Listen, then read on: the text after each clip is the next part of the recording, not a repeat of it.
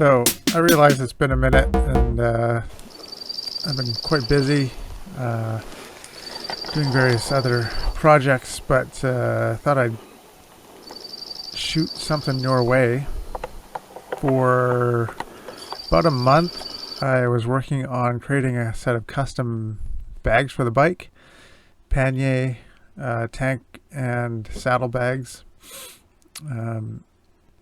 I cut out the audio here because it was actually quite windy and there's a lot of interference. I don't have the proper mic set up yet, but essentially took the bike out with the bags to see, what kind of condition I could, if they would hold up, how much they would carry.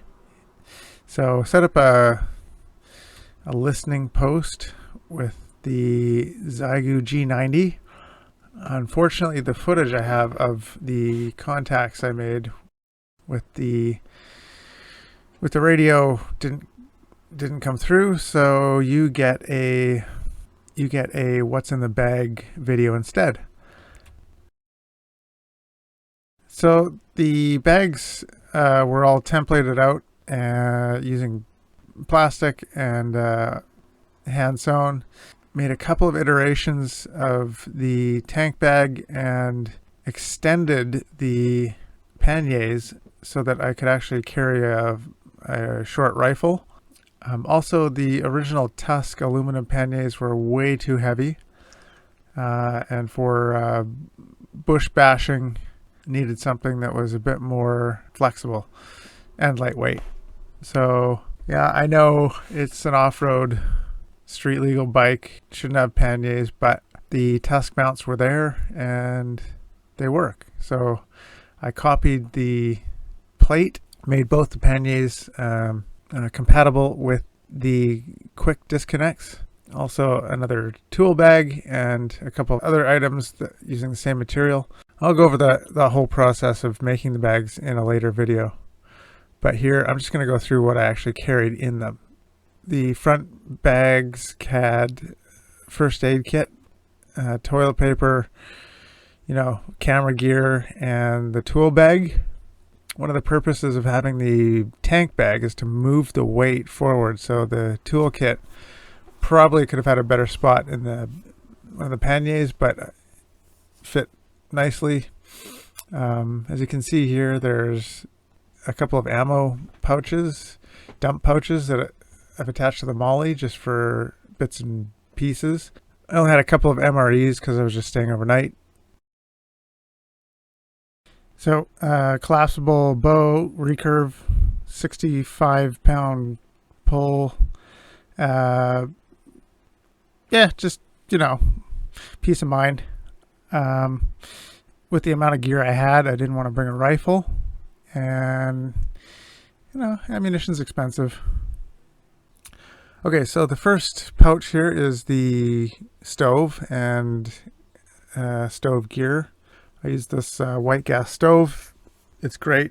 It's JetBoil. Literally is either on or off. There's a repair kit that has O-rings and a bunch of other items. Cutlery, Coleman mug, and cups, and a titanium mug. So here I've got a small trenching tool, a saw, and a parang machete, as well as a number of other knives and a SOG hatchet. Also a Gerber multi-tool and knife, which I always have on me. I've got this table, which is for the radio actually, and the laptop when I'm doing data. The compass was actually more for setting the direction of the antenna. Here I've got a map of the area and a tool kit that contains a jump start battery, 8 and 10 millimeter socket, and crescent wrench, as well as a Phillips and slot screwdriver. Pretty much everything on the bike can be taken apart. Oh, and number 6 hex, I believe.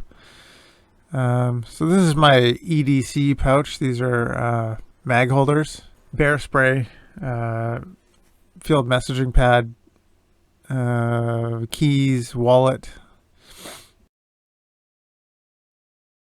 So this bag is something that I made for myself for the water bladder. There's a charged bear banger because there was bear scat everywhere. Triage kit including chest compression and tourniquet. So I also keep eye drops and probably the most important thing, bug spray, Ben's bug spray, and a pen, some other stuff. This is a dromedary MSR, or Mountain Research dromedary 10-liter water bag. It's made of ripstop, and it's fantastic because I don't have to worry about puncturing a water bladder, and it carries enough water for me to last comfortably for a very long time without having to use the gravity water filter, which I also have. I just didn't use it.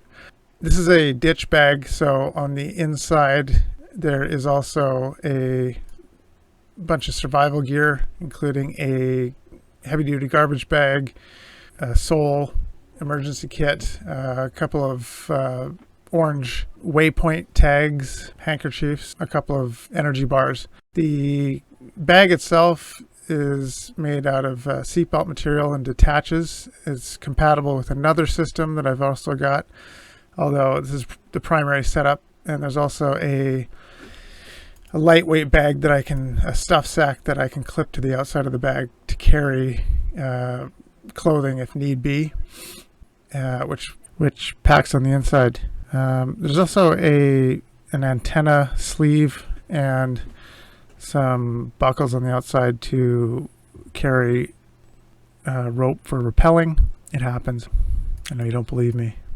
Glove carabiner, lots of spots to attach comms, and it is blacked out because that's what Snake Eyes would do. Right, so next is the secondary kit. Includes a set of crimp forceps, scalpel, shears, and a dental pick. All of these are boiled to sanitize and put in a clean Ziploc. Quick clot, gauze, dressing, various bandages, wet wipes, and a nasal pharyngeal kit. Band-aids, and a toothbrush, and a small set of forceps.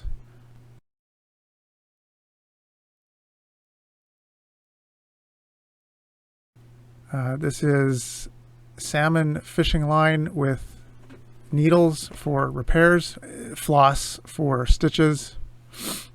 Floss is sanitized to some degree and makes good stitching. Don't ask me how I know. And an honorable mention here are the straps that I use to tie everything down, because the original ratchets with the hooks just are not reliable to hold on to the bike. So I replaced all of them with high strength webbing and locking carabiners that can clip on to the tusk rack, ratchet everything down, and if need be, can actually ratchet the bike out of a tight spot. Touch wood, don't have to do that, but they're there. And I'll be making another set shortly.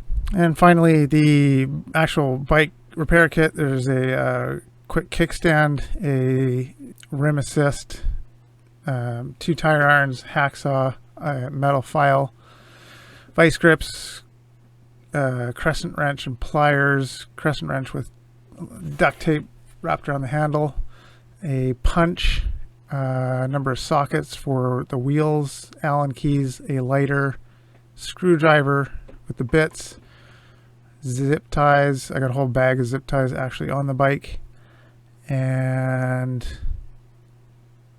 I think that's about it for that kit.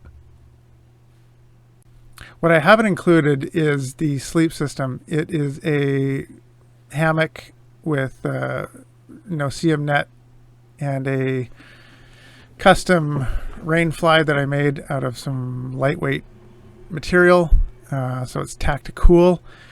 There's a foam collapsible accordion sleeping pad and a sleeping bag. But the most important thing on this trip was the sole bivy sack. It was extremely windy. I tried to get some footage, but it was absolutely frigid cold and couldn't do it. I can see if I can find some at the end here, but without that bivy bag, I would have been hypothermic, and it was the most important thing I probably brought. Highly recommend a bivy sack around the sleeping bag. Yeah, so there you go. Obviously had a headlamp and a forward-looking infrared, which definitely gives you peace of mind when it gets dark and there's bears around, or cougars, or humans, which are the most dangerous animals. Maintain those perimeters.